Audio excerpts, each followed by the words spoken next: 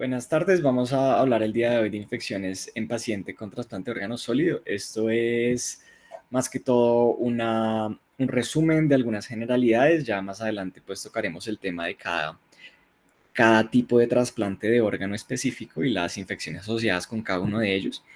Básicamente pues el trasplante de órgano sólido es una terapia médica transformadora que ofrece de un tratamiento que tiene un potencial de salvarle la vida a un paciente que tiene disfunción o falla orgánica terminal. Este es un procedimiento que mejora la calidad de vida y la sobrevida de los receptores.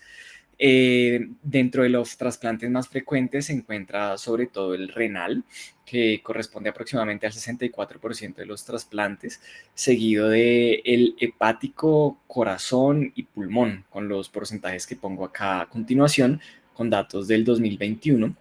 Eh, el riesgo de infección, pues a pesar de que se trata de una alternativa que mejora la calidad de vida y prolonga la expectativa de vida de los pacientes al resolver la falla orgánica mencionada, pues hay un riesgo de infección asociado a esta intervención que está propiamente en relación con los regímenes inmunosupresores para la prevención del rechazo del injerto.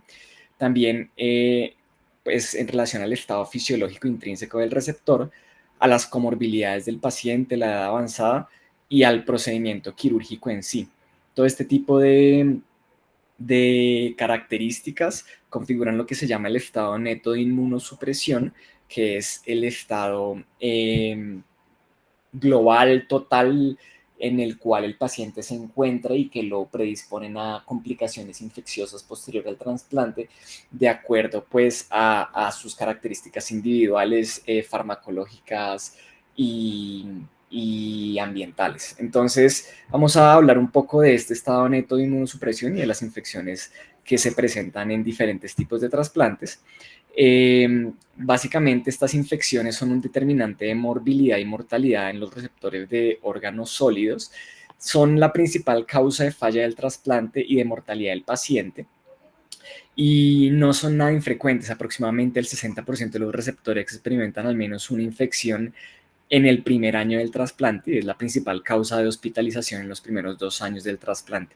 Esto pues genera una alta morbimortalidad en pacientes llevados a trasplante de órgano sólido y también supone un reto terapéutico y económico al sistema de salud, ya que pues son intervenciones bastante complejas que requieren de un grupo interdisciplinario muy especializado y de todo pues un complejo una compleja interacción de especialistas y procedimientos para poder pues brindarle un poco mejor de calidad, un poco más de calidad de vida al paciente y mejor expectativa de vida. Entonces realmente conocer y abordar bien las infecciones en los pacientes trasplantados pues se vuelve una prioridad pues para disminuir la mortalidad y disminuir el riesgo de rechazo al injerto.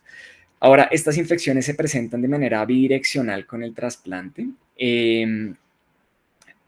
Estas infecciones pueden alterar directamente al órgano trasplantado y pueden afectar la función del órgano trasplantado.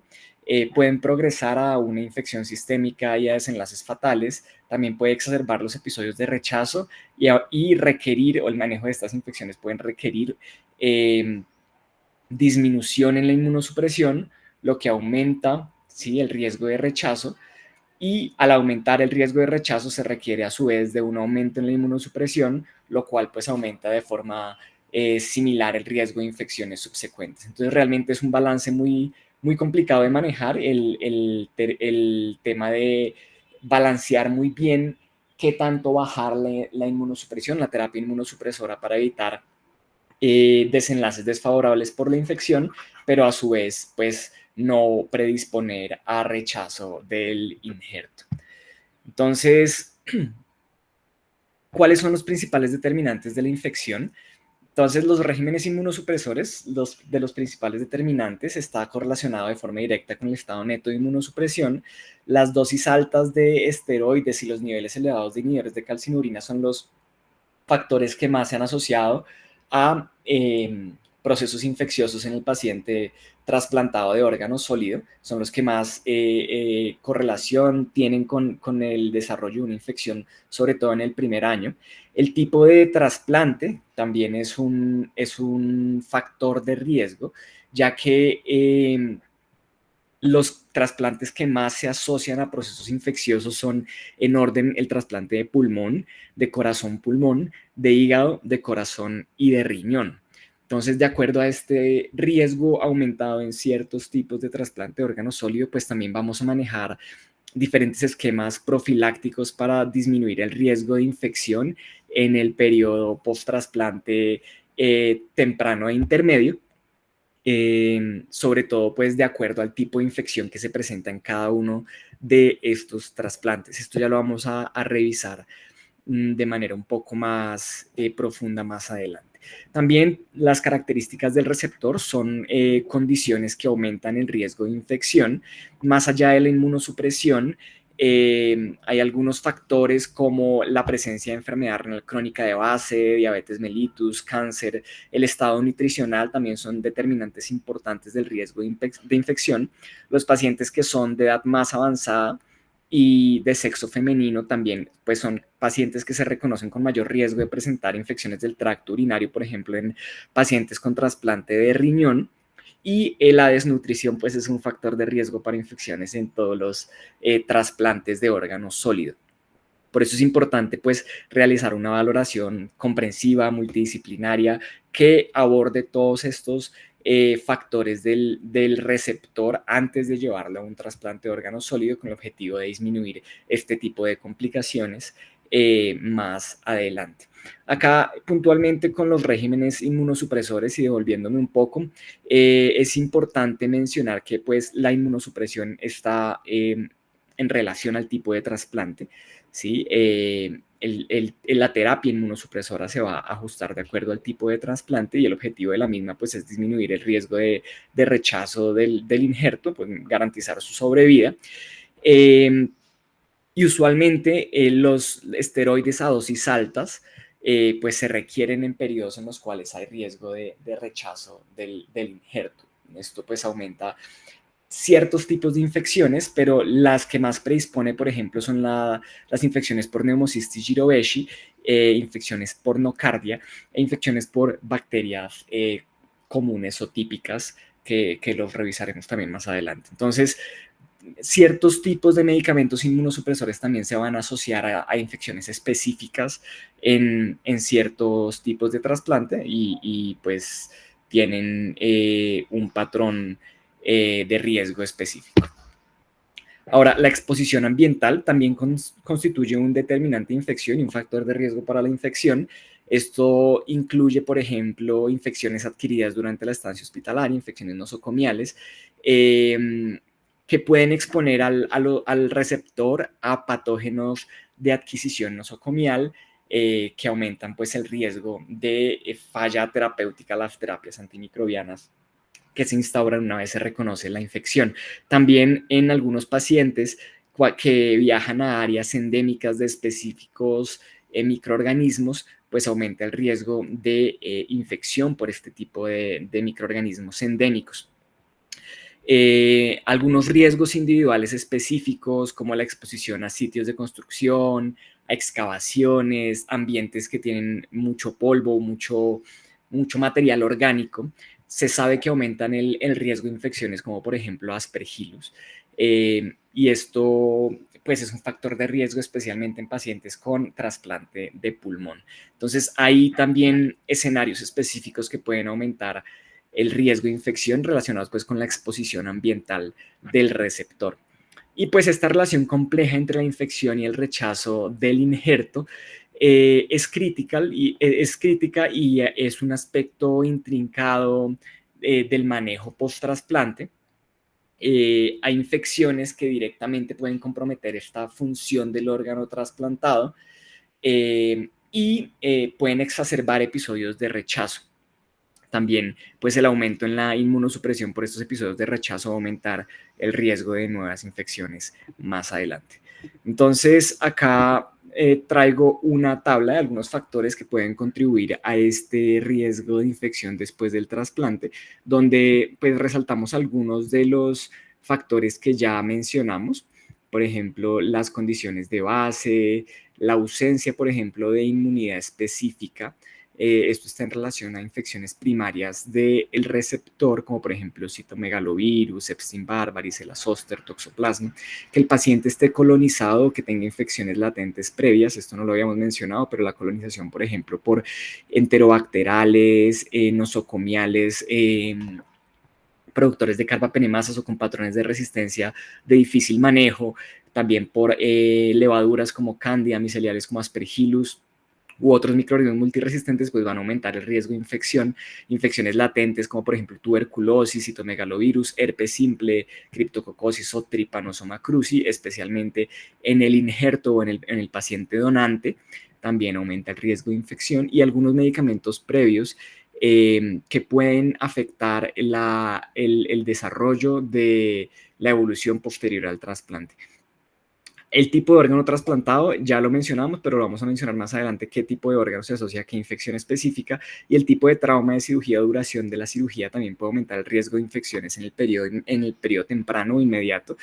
La presencia de estrés quirúrgico, duración de la cirugía, son factores de riesgo para infecciones en el primer mes. Agentes inmunosupresores, virus inmunosupresores, y reacciones del injerto, por ejemplo, la presencia de enfermedad de injerto contra huésped, es un factor de riesgo para infección porque usualmente requiere de dosis elevadas de corticoides o medicamentos inmunosupresores específicos. Entonces, en cuanto al tipo de infecciones, bacterianas son las más frecuentes, hasta el 44 o 50% de las infecciones son bacterianas. Las principales son infección del sitio operatorio, infección del tracto urinario, neumonía, bacteriemia. Los pacientes que son receptores de órganos sólidos experimentan con mayor frecuencia este tipo de infecciones bacterianas. Digamos que de acuerdo al tipo de trasplante, pues por ejemplo en infecciones en trasplante de pulmón, la neumonía o las infecciones del tracto respiratorio son las más frecuentes. En trasplante de hígado, por ejemplo, la bacteriemia es una de las infecciones más frecuentes. Entonces, es importante conocer el riesgo al cual se va a someter el paciente de acuerdo al órgano que va a recibir. Las infecciones virales también corresponden a una proporción importante. Entre el 33 y 42% de las infecciones, entre ellas el citomegalovirus, corresponde a uno de los virus que más se asocian a infecciones en el periodo post-trasplante. Pero dentro de otros virus se encuentra, por ejemplo, el virus de Epstein-Barr, de herpes simple, de varicela zoster, el virus de BK poliomavirus, hepatitis A, B y C, y el virus de West Nile e incluso el VIH también. Como lo dije, citomegalovirus es uno de los patógenos de mayor interés, especialmente en la ausencia de profilaxis, y la enfermedad por citomegalovirus se puede desarrollar hasta en un 10 a un 50% de los receptores. Este riesgo, por ejemplo, de infección por citomegalovirus es mayor en los receptores que son seronegativos y que reciben órganos de donantes seropositivos, y esto es por la probabilidad de preinfección del donante. Otros virus, por ejemplo, el virus de Epstein-Barr, se asocia de manera significativa con trastornos linfoproliferativos post-trasplante, que pues son condiciones raras, pero que amenazan la vida. En cuanto a las infecciones fúngicas, estas se pueden presentar entre el 10 al 20% de los casos. Los principales microorganismos son Cándida, especialmente en pacientes que están colonizados en el tracto gastrointestinal y especialmente en el escenario del trasplante hepático. Algunas especies de Aspergillus que pueden causar aspergilosis pulmonar, especialmente en receptores de pulmones. Y Pneumocystis jirovecii sería el otro hongo más importante después de Candida y Aspergillus. Este último, sobre todo en relación a la inmunosupresión iatrogénica en el caso de dosis altas de corticoides o de otros inmunosupresores. Y en cuanto a las infecciones parasitarias, estas son menos frecuentes, se han descrito en menos del 1% en la mayoría de series. Por ejemplo, en pacientes trasplantados de corazón se han descrito hasta en el 0.6%, pero pues pueden también aumentar el riesgo de morbimortalidad, y ejemplos de infecciones parasitarias incluyen, por ejemplo, la toxoplasmosis, la estrongiloidiasis, la tripanosomiasis, y corresponden principalmente a infecciones derivadas del donante en áreas endémicas, por lo cual se requiere pues de una tamización adecuada y un monitoreo adecuado a los receptores de órganos, especialmente en áreas endémicas para alguno de estos tipos de infecciones parasitarias.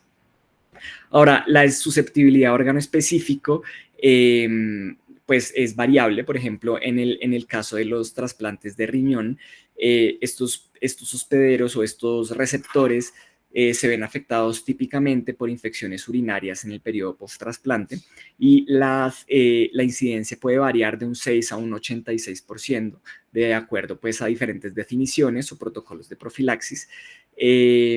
También pues tienen mayor riesgo de infección por citomegalovirus y BK poliomavirus, y esto se ha asociado a un mayor riesgo de rechazo del el injerto, ¿no?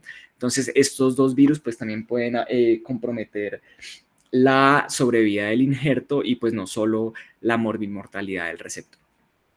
En cuanto al trasplante de hígado, los pacientes que reciben hígado pues tienen mayor riesgo de infecciones intraabdominales y bacteriemia, puede ocurrir hasta en el 30% de los pacientes, pero también de infección de sitio operatorio, que puede ocurrir entre el 10 al 37%.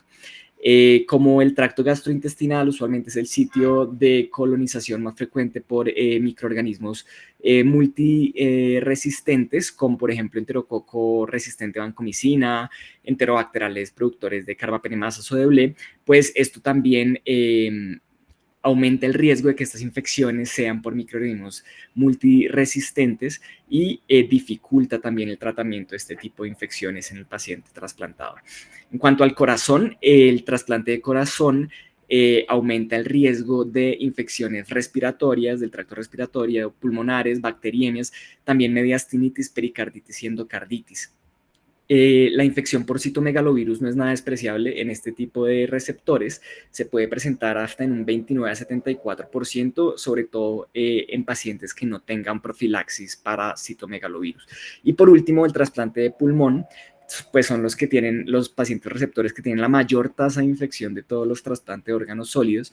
Las infecciones bacterianas, especialmente la neumonía, son las complicaciones más frecuentes, puede llegar a afectar hasta el 85% de los pacientes, y también pues tienen un riesgo aumentado de infecciones de enfermedades fúngicas invasoras, como aspergilosis o candidiasis, y infecciones también virales como citomegalovirus y Epstein-Barr virus, y también, pues como lo mencionamos, la enfermedad linfoproliferativa post-trasplante.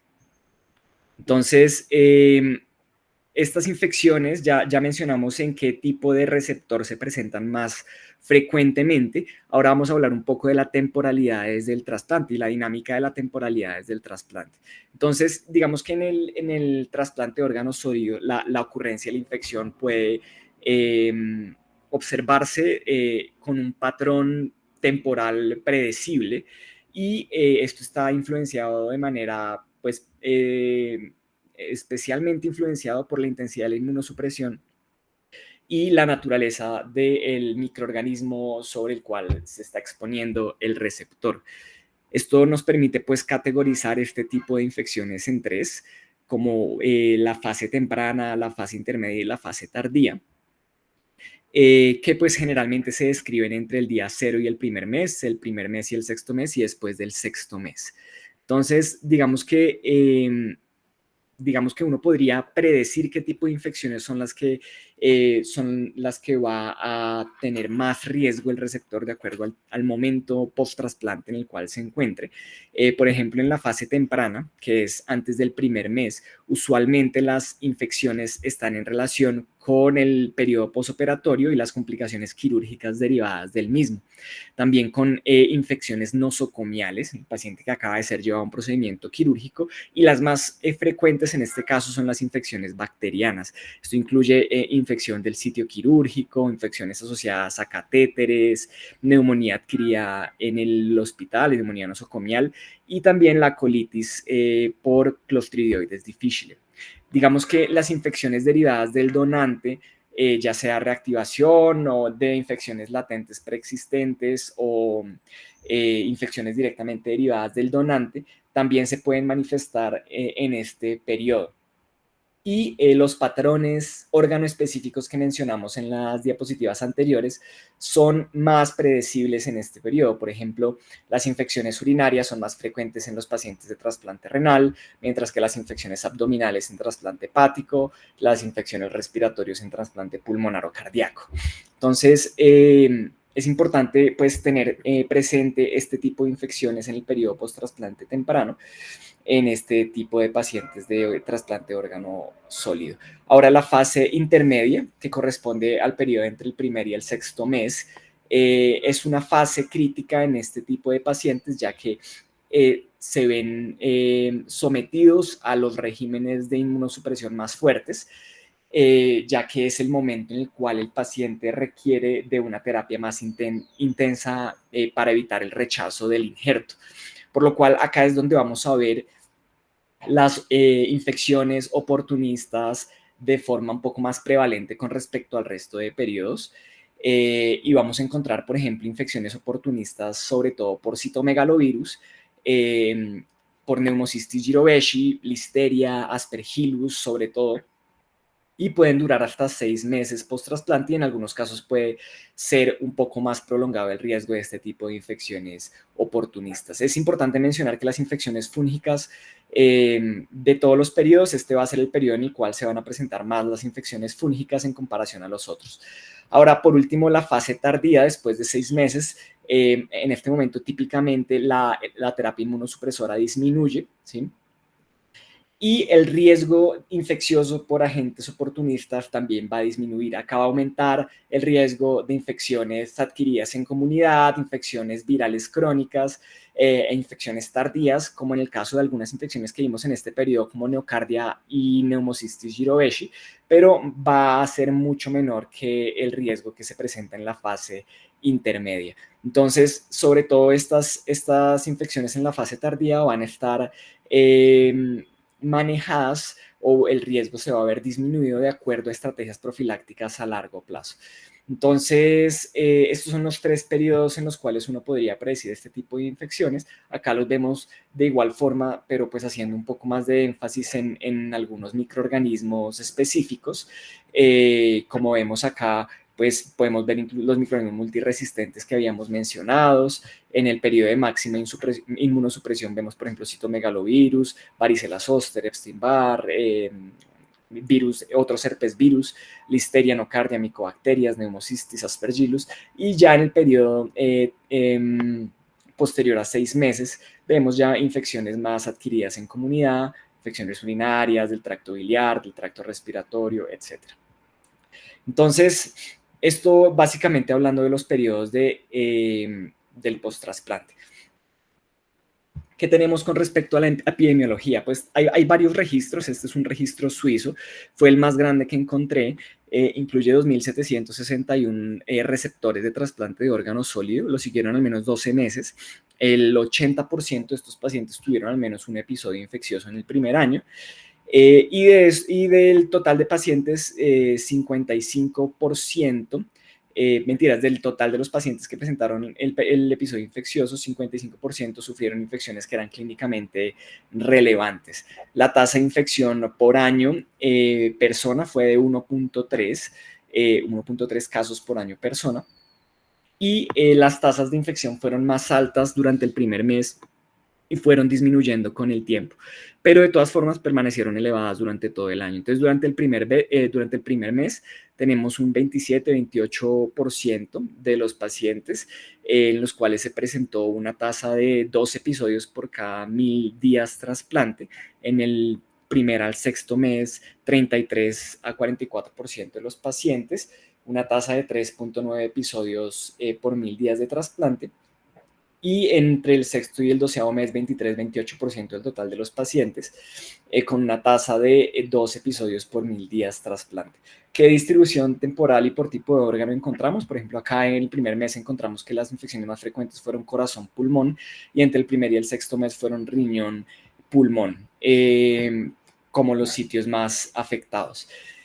Digamos que dentro de la etiología podemos ver que las infecciones predominantemente eran bacterianas, luego virales, fúngicas y parasitarias. Los microorganismos fueron principalmente bacilos gram negativos, enterobacterales como E. coli y Klebsiella. Sin embargo, también se presentaron cocos gram positivos, virus como herpes virus, principalmente citomegalovirus, pero también otros virus como por ejemplo BK y algunos virus respiratorios. Y dentro de los otros encontramos Candida aspergillus y Pneumocystis jirovecii. Digamos que dentro de las bacterias, por ejemplo, Pseudomonas aeruginosa fue responsable del 9% de infecciones bacterianas y Enterococcus fue responsable del 20% de infecciones bacterianas. Dentro de los virus, de este 30% de infecciones, como lo mencioné, citomegalovirus fue el más predominante junto con herpes simple virus. Citomegalovirus correspondió más o menos al 5-6%. Pero se documentó viremia de BK poliomavirus hasta en un 16% de los pacientes receptores de riñón y páncreas principalmente. Entonces, los sitios más afectados fueron tracto urinario, tracto respiratorio e intraabdominales y la mortalidad que se documentó fue hasta del 2%. En estos pacientes la profilaxis se llevó a un 95%, profilaxis antineumocistis en un 87% y profilaxis antiviral principalmente con ganciclovir, valganciclovir en un 57%. La tasa de profilaxis antibacteriana, especialmente con beta-lactámicos o quinolonas, fue del 27% y fúngica del 18%. La mortalidad, digamos que es similar a la que han reportado otras series, que se ubica más o menos entre el 1 al 3% de acuerdo pues a la serie. Esta es la incidencia acumulada que se muestra, por ejemplo, para infección clínicamente relevante de acuerdo al tipo de trasplante y al día post-trasplante.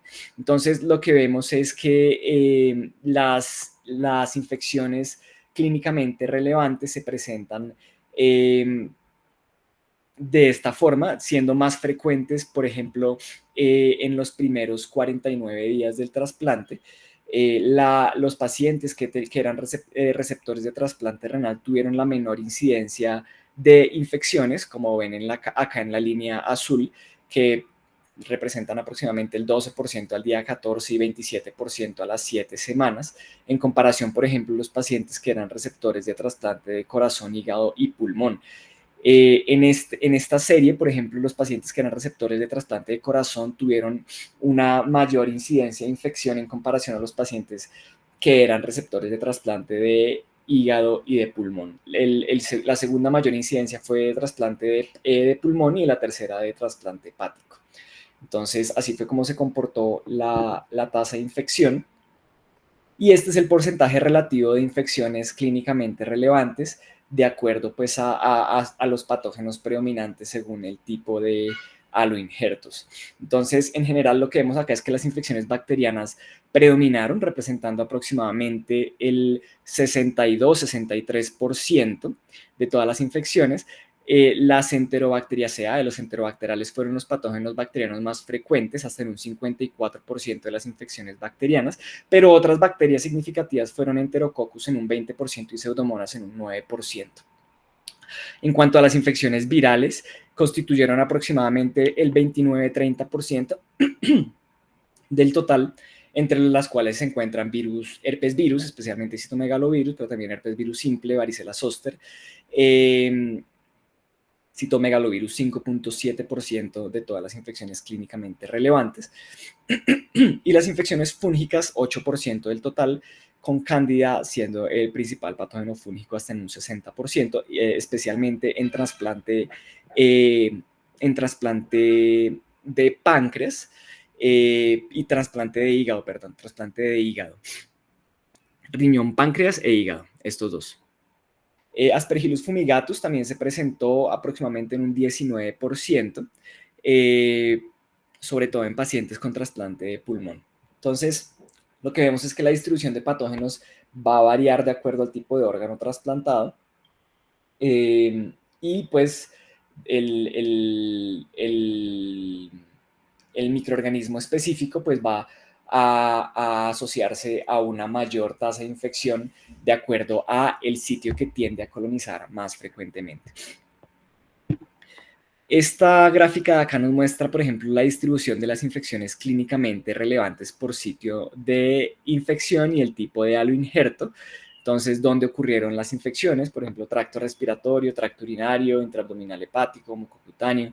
Y cómo esta distribución va a variar según el tipo de órgano trasplantado. Entonces, lo que vemos es que las infecciones intraabdominales hepáticas pues, van a predominar en receptores de trasplante de hígado, infecciones de tracto urinario en riñón y las infecciones de tracto respiratorio en pulmón. Esto está pues en relación directa con lo que ya conocemos de la literatura previa. La distribución temporal de las infecciones clínicamente relevantes, esto pues nos permite ver, por ejemplo, que las infecciones bacterianas tienden a ocurrir de manera más temprana, ¿cierto?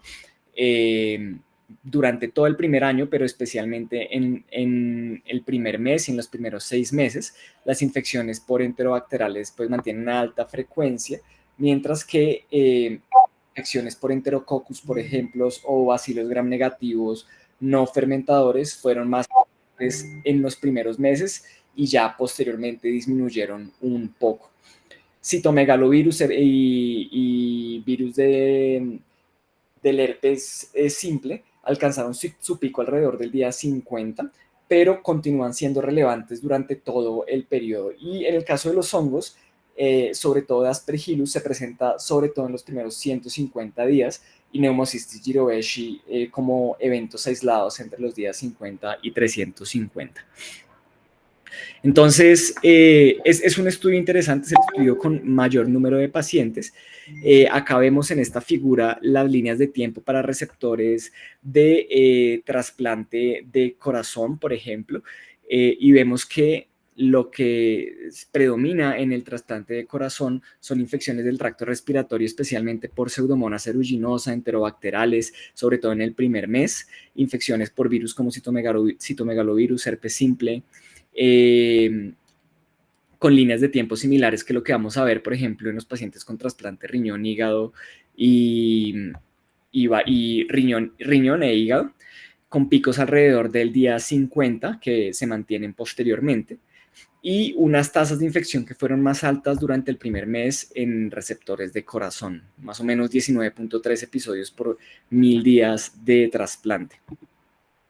Acá tenemos las líneas de tiempo para receptores de trasplante de pulmón. Lo que podemos ver es que las infecciones del tracto respiratorio, al igual que los pacientes con trasplante de corazón, pero de una forma mucho más notoria, se presenta sobre todo por Pseudomonas aeruginosa y enterobacterales. Ocurrieron durante todo el primer año, ¿sí? En estos receptores. No tanto como en los pacientes con trasplante de corazón que se presentan sobre todo en el primer mes y que puede llegar a abarcar 1 o 2 meses posterior al trasplante. En este caso se presentan durante todo el año. Infecciones por Aspergillus se presenta sobre todo en los primeros 150 días. Esto es importante sobre todo para establecer medidas de profilaxis en este tipo de pacientes que son llevados a trasplante de pulmón. Son infecciones muy relevantes que pueden llegar a ser importantes hasta en los primeros 6 meses y pueden de todas formas presentarse después de 6 meses. Y otro tipo de infecciones como infecciones del tracto urinario por enterobacterales, infecciones del tracto del torrente sanguíneo por Staphylococcus enterococcus, siendo menos relevantes, se pueden presentar de manera más sostenida a lo largo de los primeros 12 meses posterior al trasplante. Los virus respiratorios son importantes, no dentro del primer mes, pero sí se vuelven muy relevantes después del primer mes y hasta los primeros 12 meses y probablemente posterior a los primeros 12 meses también.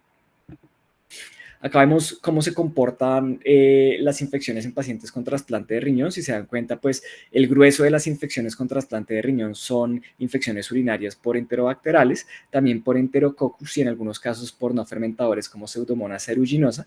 Y se mantienen de manera constante a lo largo de todo el periodo infecciones del tracto respiratorio, del tracto digestivo.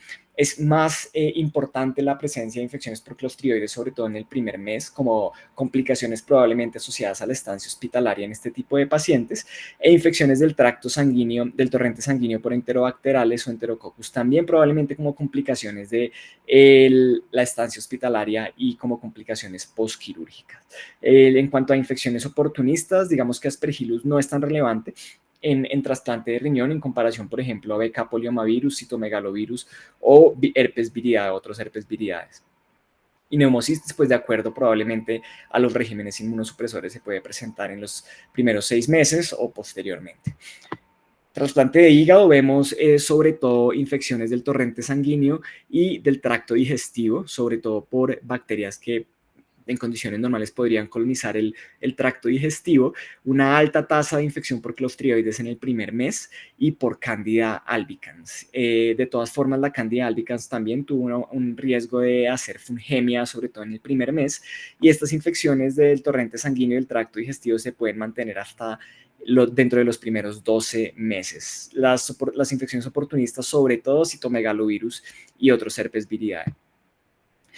Y bueno, ya eso es con respecto a este registro de pacientes. Hay otros estudios, por ejemplo, cohortes de pacientes en París, ya con menos pacientes, pero que vigilan pacientes con trasplante de riñón, corazón, pulmón, hígado y riñón, corazón. Nosotros no vemos tanto trasplante de hígado y vemos poco trasplante de pulmón en nuestro medio, pero pues acá podemos ver cómo se comportan este tipo de pacientes en el periodo post-trasplantes. Las infecciones, de igual forma, las más frecuentes son bacterianas, virales y fúngicas, sobre todo por bacilos gram negativos, cocos gram positivos, virus, sobre todo virus respiratorios fueron más frecuentes acá, y hongos como Aspergillus. Dentro de los factores de riesgo que se documentaron en este estudio, en los primeros 6 meses fueron la inmunosupresión con micofenolato prednisona y posteriormente la presencia de comorbilidades, presencia de neoplasias o inmunosupresión con everolimus. El tracto, las infecciones del tracto respiratorio inferior en este caso fueron más frecuentes que las infecciones del tracto urinario y la mortalidad subió bastante hasta 6.7%. Ahora, un registro en Bogotá, en un programa de trasplante renal en Bogotá, documentó un 71.2% de incidencia de infección en el primer año. Se documentaron 297 infecciones y una tasa de infección de 1.48 casos por año persona, similar al primer registro que mostramos.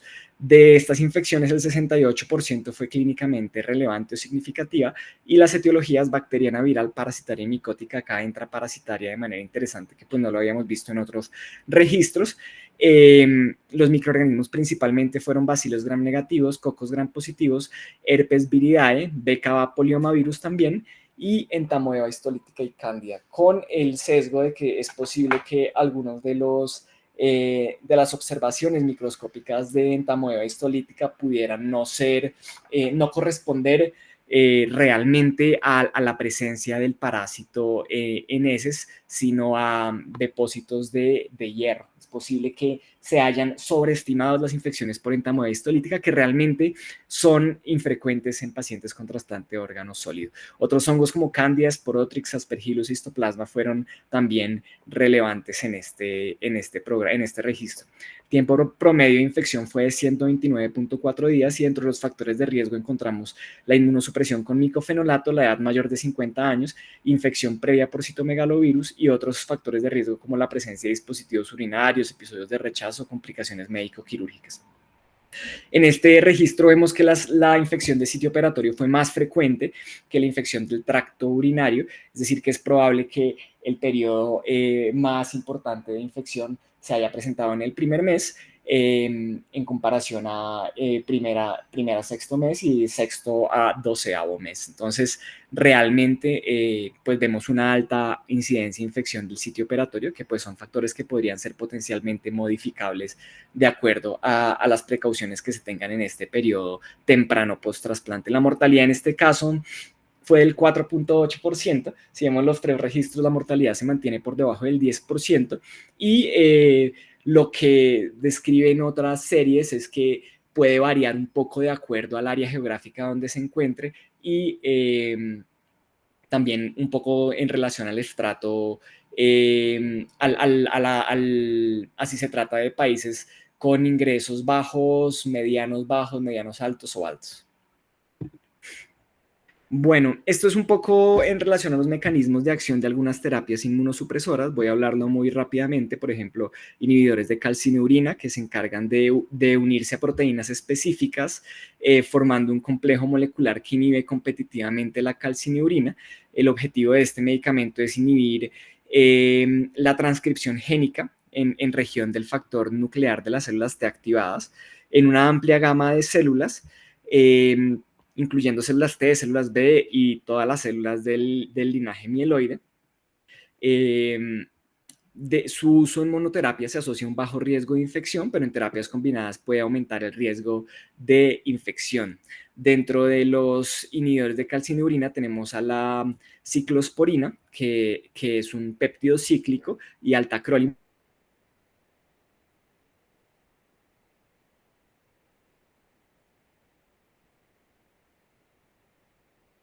por trombocitopénica trombótica asociada a medicamentos, y diabetes mellitus como posibles efectos adversos. Entonces, realmente, ahorita vamos a hablar un poco del grado de inmunosupresión de cada uno de estos agentes, pero como monoterapia podría ser un poco segura en comparación a otros. El micofenolato mofetil va a inhibir especialmente la síntesis de purinas, tiene efectos amplios sobre células T, células B, células dendríticas, monocitos y macrófagos. Y pues estos son medicamentos que se consideran agentes antimetabolitos, son citotóxicos, al igual que la satioprina, y pues son muy importantes porque lograron hacer posible el trasplante entre barreras de antígeno leucocitario humano. Y al inhibir con la síntesis del DNA, pues van a suprimir la médula ósea y los recuentos celulares periféricos. De igual forma, la satioprina pues también es un agente antimetabolito.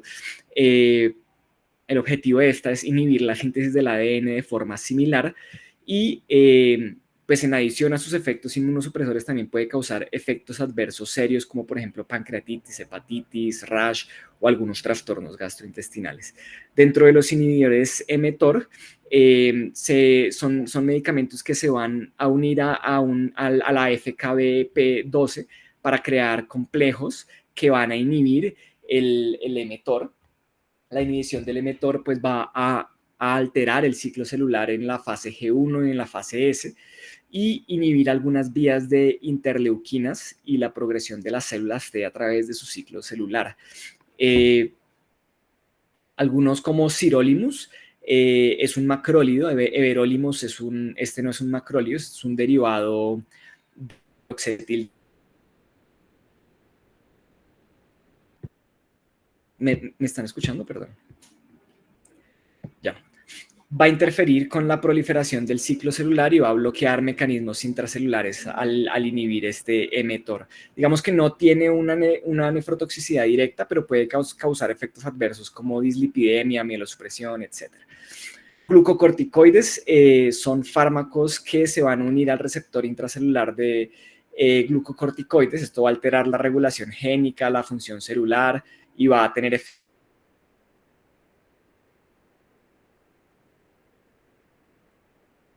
va a inhibir la respuesta inmune innata inflamatoria, la función fagocítica, y pues va a tener un montón de efectos adversos, por lo cual se busca retirar estas terapias de forma temprana. Otros fármacos como belatacept, globulina antitimocítica, todos estos son biológicos, algunos de estos, por ejemplo, basiliximab, alemtuzumab, anti-CD20 como rituximab, son biológicos que van a ser depletores o no depletores de células T, ¿cierto? El objetivo principalmente es inhibir células T, linfocitos y linajes celulares de tipo T.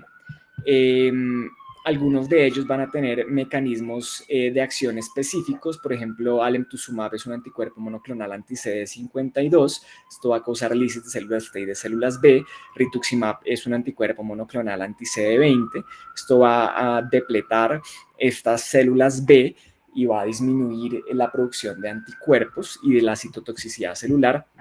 Eculizumab, por su parte, es un anticuerpo monoclonal anticomplemento, C5, y va a prevenir la escisión de C5 a C5a a C5b. Esto va a disminuir la acción del complejo de ataque a membrana, y otros como antagonistas de interleuquina 6, como tocilizumab, que van a inhibir pues, el receptor de la interleuquina 6 y disminuir así la acción de esta citoquina. Entonces, esta es una tabla que muestra el efecto sobre la función inmune. Hay algunos de estos que afectan la inmunidad innata, hay otros que afectan la inmunidad mediada por células, otros que afectan la inmunidad humoral. Por ejemplo, vemos que los inhibidores de calcinurina afectan especialmente la inmunidad mediada por células, también en cierta forma la inmunidad humoral, de igual forma el micofenolato, de igual forma la zatioprina. Los inhibidores del blanco de la rapamicina, de mTOR, inhiben especialmente la inmunidad celular. El objetivo principal de todos estos medicamentos va a ser disminuir la inmunidad celular, que pues va a ser la que se asocia principalmente al rechazo del injerto. Los corticosteroides, si se fijan, tienen un efecto inmunosupresor muy amplio, tanto de inhibición de la función inmune innata como de la inmunidad celular, como de la inmunidad humoral. Y otros fármacos, como por ejemplo el rituximab, que tienen efectos mínimos sobre la inmunidad innata y muy poco sobre la inmunidad celular. Sobre todo va a tener efectos inmunosupresores sobre la inmunidad humoral. Pues van a predisponer a cierto tipo de infecciones. Por ejemplo, el eculizumab afecta sobre todo la inmunidad innata al afectar las vías de acciones del complemento, pero también puede afectar otro tipo de inmunidad como la celular y la humoral en menor medida. ¿Qué se debería hacer en el momento de evaluar un paciente que va a ser llevado a trasplante? Pues realizar una adecuada historia clínica completa, un examen físico, hacer énfasis en demografía, país de origen, ocupación, historia de viajes y exposición a animales. Idealmente se tienen que tener estos datos también del paciente donante o del órgano donante. Evaluar antecedentes farmacológicos, evaluar antecedentes hospitalarios, microbiológicos, elementos que puedan sugerir algunas infecciones latentes o activas, o colonización por microorganismos multiresistentes. Y de igual forma evaluar antecedentes inmunológicos para considerar vacunación antes de la inmunosupresión, ya que especialmente con los corticoides, pero también con otros fármacos inmunosupresores, la respuesta a vacunas es menor. Entonces, esta es la vacunación que se recomienda de manera pretrasplante. Si se dan cuenta, se recomiendan vacunas vivas, tanto vacunas inactivadas, y especialmente antes del trasplante. Las vacunas vivas ya no se recomiendan posterior al trasplante. Digamos que se tiene que individualizar muy bien su indicación en estos casos, pero especialmente antes del trasplante se recomienda estar al día y tener inmunidad por medio de vacunas para influenza, hepatitis B, A, tétanos, pertusis, polio, streptoneumoniae, Neisseria meningitidis, HPV, sarampión, rubeola y parotiditis y varicela también. Entonces, idealmente el paciente que va a ser llevado a trasplante debería intentar vacunarse antes del trasplante. En algunos casos no es tan fácil porque pacientes pueden estar ya con regímenes inmunosupresores para la condición que los haya llevado a la falla orgánica. Entonces, es importante tenerlo presente para considerarlo siempre que sea posible. Y, por ejemplo, acá me quedó mal el título, no es vacunación pretrasplante, son laboratorios de rutina para tomar antes del trasplante, sobre todo serologías infecciosas para citomegalovirus, Epstein-Barr, herpes virus, varicela zoster, toxoplasma, hepatitis. Esto con el objetivo de establecer probablemente regímenes profilácticos adecuados de acuerdo al tipo de paciente, dado que la mayoría de estos virus pues van a asociarse a procesos infecciosos, sobre todo en pacientes que hayan tenido la infección y pues se pueda presentar una reactivación o en caso de que el donante sea positivo para alguna de estos. Entonces, si podemos garantizar al menos que el receptor tuvo o no tuvo cierto episodio infeccioso por alguno de estos agentes, pues podemos dirigir las terapias profilácticas para prevenir la reactivación de los mismos.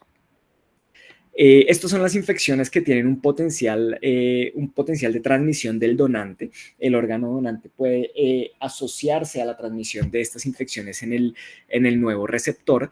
En el caso de virus, hepatitis virales, herpes virus, HIV, HTLV, West Nile, el virus de la coriomeningitis linfocítica, virus de la rabia, JCV, que es causa de leucoencefalopatía multifocal progresiva, dengue y arenavirus. En el caso de bacterias, es sobre todo episodios bacterianos agudos o subagudos como bacteriemias o meningitis bacteriana o neumonía bacteriana, o algunos donantes, por ejemplo, de pulmón que tengan colonización por ciertas bacterias, pues pueden presentar infección por las mismas en el momento del post-trasplante. Y algunas bacterias asociadas a infecciones crónicas como micobacterias tuberculosas y no tuberculosas y Borrelia burgdorferi. Dentro de los hongos, candidiasis, criptococosis, aspergilosis, algunas micosis endémicas como histo o coccidiomicosis y algunos agentes de mucormicosis. Y dentro de otros agentes se encuentran toxoplasma, trypanosoma, leishmania, strongyloides, algunas amebas de vida libre como Balamutia o Naegleria fowleri, Treponema pallidum, Babesia, malaria, esquistosomiasis y la enfermedad de Creutzfeldt-Jakob, que pues también puede asociarse a una infección, pues entre comillas, del receptor. Estas son la tamización sugerida para los receptores de órgano y los donantes de órgano, y cómo se debería interpretar pues estas pruebas, que en su mayoría son pruebas serológicas o algunas pruebas para documentar infección latente, como en el caso de la tuberculosis. Por ejemplo, en el caso de VIH, usualmente si el donante es positivo y el receptor es negativo, usualmente se rechaza el órgano. Si el donante es positivo y el receptor es positivo, podría aceptarse. Sin embargo, hay algo de controversia en este aspecto, y hay estudios que están llevando a cabo pues investigaciones para determinar cuál es la mejor conducta en estos casos.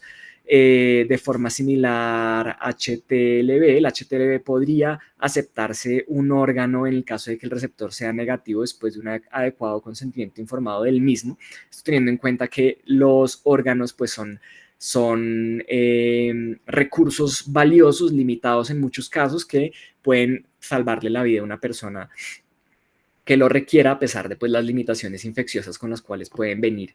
Herpes viridae puede aceptarse en caso de que el donante sea tanto positivo como negativo, el receptor sea positivo como negativo, estableciendo pues regímenes de profilaxis adecuados. De igual forma, toxoplasma. Hepatitis C, pues todavía no hay evidencia suficiente. Hepatitis B, tampoco hay mucha evidencia, pero se pueden considerar y se puede considerar tratar al receptor en caso de que haya una infección por hepatitis B posterior a recibir el órgano. Sífilis, si el donante es positivo, el receptor es positivo o negativo, se puede aceptar también, se puede considerar tratar al receptor de la misma forma. En general, la encefalitis sí es un criterio de exclusión para el órgano y de rechazo para el órgano. Tuberculosis, digamos que los estudios para TB latente se deberían realizar en ambos. En caso de que el donante sea un donante vivo y se documente TB latente, pues se debería tratar este donante vivo. Para los receptores se debería de igual forma tratar la tuberculosis latente y proceder con el trasplante. En general, se recomienda rechazar órganos de pacientes que tengan enfermedad tuberculosa activa o que hayan tenido enfermedad tuberculosa activa en caso de que el donante sea cadavérico. Strongyloides, coccidioides, digamos que se recomienda la tamización en pacientes que vivan en áreas endémicas, sobre todo en receptores que vivan en áreas endémicas, para evitar reactivación de los mismos. Histoplasmosis todavía no hay evidencia suficiente, y tripanosoma pues se debería tamizar al donante y se debería evitar el órgano que tenga pues infección por Trypanosoma cruzi, si bien pues se han reportado algunos casos en los cuales se han administrado pues este tipo de órganos, pero en general se prefiere rechazar este tipo de órganos. En cuanto a la profilaxis, rápidamente, de infecciones bacterianas, sobre todo la profilaxis perioperatoria para disminuir el riesgo de infección de sitio quirúrgico, medida de control de infecciones, descontaminación intestinal selectiva en algunos casos, reducir factores de riesgo para CDI, especialmente estancias hospitalarias prolongadas, antibioticoterapias empíricas por tiempos prolongados o con alto espectro. Y en algunos casos se han sugerido profilaxis para infecciones como nocardia o listeria, las cuales frecuentemente están cubiertas con regímenes que se utilizan para otro tipo de profilaxis, como por ejemplo toxoplasma en el caso de nocardia. Sin embargo, se ha planteado que puede que la dosis de trimethoprim sulfa utilizado para la profilaxis en estos casos pueda ser insuficiente. La TB latente, pues ya mencionamos que se debería tratar. Infecciones virales, sobre todo la profilaxis antiviral, tiene un enfoque principal en el órgano sólido, especialmente dirigido al citomegalovirus. Es la principal causa de morbilidad y la prevención se basa pues en la serología pretrasplante tanto del donante y el receptor, reconociendo que el mayor riesgo lo tiene la combinación donante seropositivo receptor seronegativo. El uso de algunos fármacos inmunosupresores puede aumentar el riesgo de reactivación, sobre todo fármacos antilinfocíticos o dosis altas de esteroides, y el tipo de órgano siendo pues trasplante de intestino delgado, pulmón y páncreas los de mayor riesgo. La terapia, pues, la profilaxis se puede indicar en algunos pacientes o se puede realizar terapia preventiva. Vemos que la mayoría de expertos recomiendan profilaxis en todos los tipos de trasplante que el donante sea positivo y receptor negativo, en los cuales se recomienda realizar profilaxis en los primeros 3 meses y se puede considerar terapia preventiva, es decir, seguimiento seriado a cargas virales de citomegalovirus después de 3 a 6 meses tras la interrupción de la profilaxis.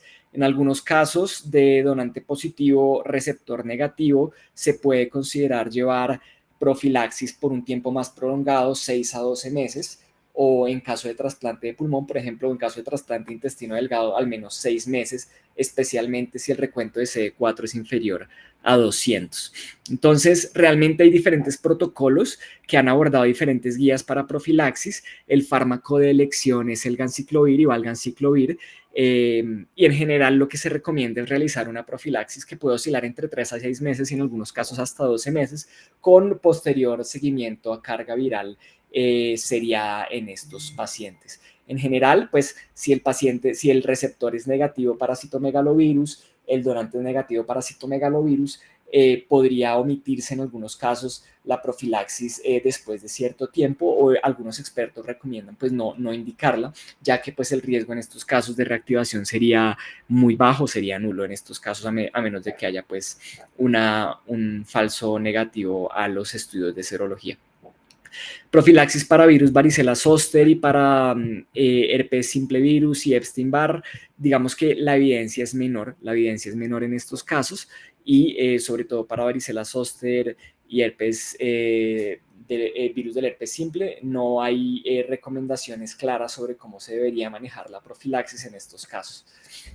Finalmente, para infecciones fúngicas, pues aquí les traje algunos esquemas de profilaxis que puede ser con caspofungina, anfotericina liposomal, micafungina o anidolafungina, de acuerdo a factores de riesgo, sobre todo en trasplante de hígado, páncreas e intestino, son los que más hacen enfermedades fúngicas invasoras, y es en quienes se debe considerar la profilaxis, especialmente en las primeras 2 a 4 semanas. En pacientes trasplantados de riñón no se recomienda la profilaxis. En pacientes con trasplante de corazón se debería considerar la profilaxis con itraconazol, voriconazol o posaconazol, especialmente para aspergillus, y esta puede durar 3 meses o 6 meses. En trasplante de pulmón también se recomienda, y en este caso se recomienda la anfotericina nebulizada, y los esquemas de profilaxis pueden llegar hasta 6 meses o hasta 12 meses. En otros casos, pues se puede considerar de acuerdo al riesgo individual del paciente, pero pues reconociendo que los pacientes con mayor riesgo van a ser los del tracto gastrointestinal y los del tracto respiratorio. Por último, una diapositiva con algunos mitos de paciente con trasplante de órgano sólido. No todas las bacteriurias asintomáticas en post-trasplante renal deberían tratarse, a pesar de que algunas guías lo recomiendan así. La evidencia es un poco controversial con respecto a esto y no parece que haya algún beneficio en disminuir el riesgo de rechazo del injerto. No se deberían dar antibióticos profilácticos para los procedimientos dentales. El ganciclovir, pues, no tiene una farmacodinámica eh, que sea, que sea muy estable. No hay concentraciones validadas que se asocien con mayores perfiles de seguridad o eficacia, por lo cual, pues, se deben valorar de manera individual los cambios en las dosificaciones. La inmunoglobulina no tiene mucha evidencia sólida en cuanto al riesgo de rechazo por BK poliomavirus o nefropatía inducida por BK poliomavirus. Se debe individualizar también. En caso de alergia a trimethoprim sulfa o intolerancia, se puede considerar pruebas graduadas o pruebas de sensibilización para no, pues, privar al paciente de un medicamento que ha demostrado, pues, desenlaces favorables en términos de profilaxis y disminución de infecciones post-trasplante de órgano sólido. Y la vacunación no aumenta el riesgo de rechazo del injerto, y por el contrario, pues, puede disminuir el riesgo de infecciones posteriores que puedan aumentar el riesgo de pérdida del injerto. Entonces, eso sería todo. Les agradezco mucho. Nos vemos en una próxima ocasión.